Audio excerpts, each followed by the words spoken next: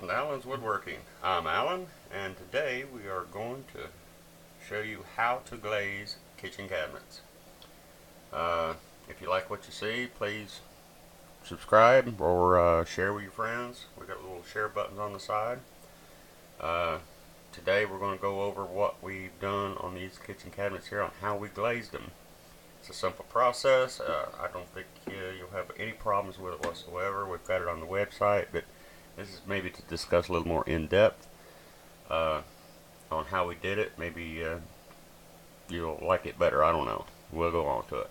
But the first thing we did is we took, after we painted our cabinets, we started off with like a antique white. You could probably use whatever color you want. This is all going to work on the same. But we coated them or sprayed them with Deft high gloss lacquer. Now you could probably use about any lacquer you want. Just as long as it's a high gloss, and the purpose of the high gloss is to keep the stain or the glazing, whatever you're using, to penetrate into the wood. Anytime that happens, that kind of turns the whole cabinet real dark. So if you just want it in the grooves, or if you just wanted an antique type finish or a rustic type finish or country style finish, this here is a great way to do it, and it's very easy. After you spray it down and let it cure, make sure she cures, okay? Because if it's still kind of tacky or whatever, the stain will penetrate all the way through and just make a mess. So anyway, as we apply it with a sponge. And you put it over the whole surface. You can go lighter on the flat surfaces, you don't have to put it on real heavy. And then dab it in like in your corners or cracks or any of the profiles that you see, or wherever you want the stain. But you're going to have to put an even coating all the way around. So with this method, you can't just come through here and just do this crack or this profile over here, because what happens is it stains or tones the sides different colors. And so you got a whiter color over here. As you wipe this off, this will be a tinted more so than what this. So you'll have to put it on evenly all the way across, and then you can dab it thicker in the profiles.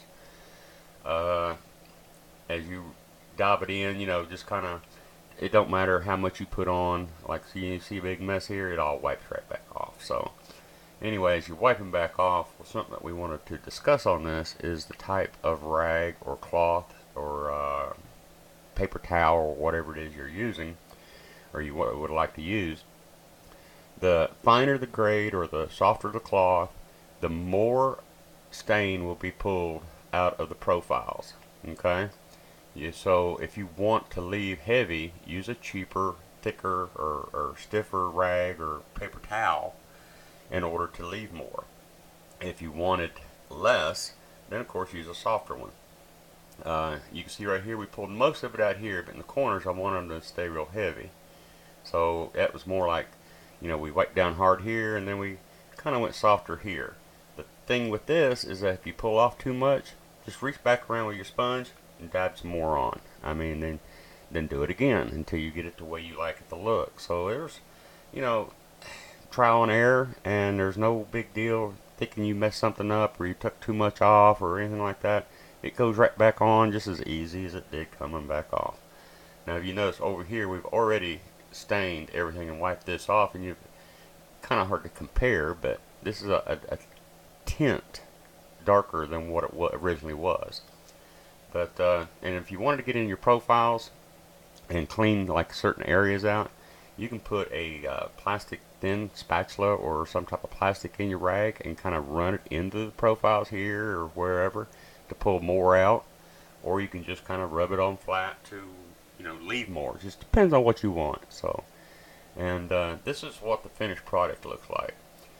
Now let's go back to this for a minute here. One thing I did talk about, I believe, was after it dried, I took steel wool and went over it and kind of cleaned up a little more where I wanted, and because some of the stuff bled out or creeped out in some of the profiles, and I didn't really like the looks of it. One thing I want you to think about, though, is when you do these profiles with steel wool tends to fall apart, and the problem I had was cleaning it back out. It almost became like a dirt, looked like a dirt inside, with the little fibers of the steel wool. So that's just something to think about when you do that. Be prepared that when you do steel wool it down, and it does look nicer after it's still wooled down. And I didn't show a picture of that, but make sure that you have something there, a little light brush that you can clean the dirt that the steel wool will create by falling apart, you could say.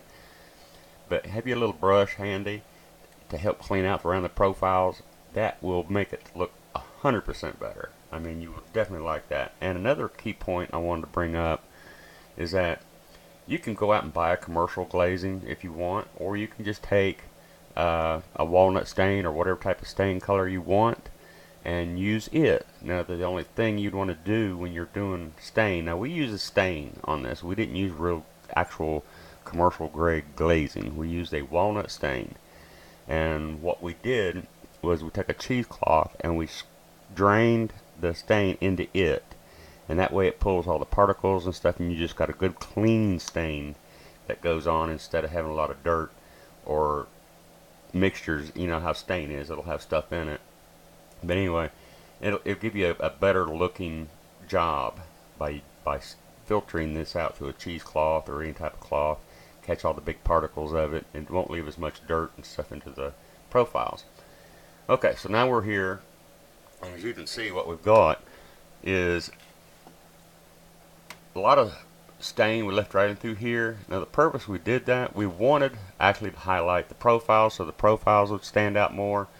We also wanted it to look old and kind of, you know, worn.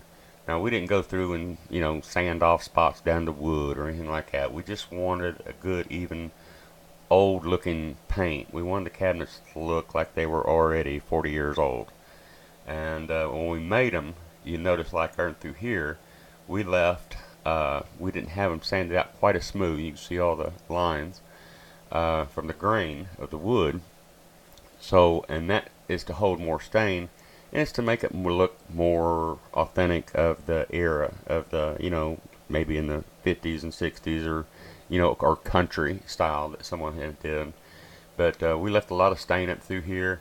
Now our profiles up here, we went over them kind of lightly and kept them clean. We wanted our rope clean like that, but the profiles and the doors, we wanted more stain or glazing in them.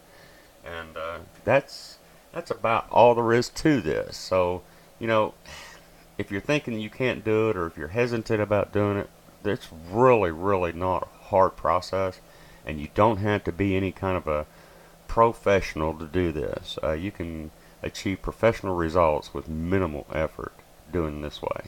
I think you will like it. Give it a try.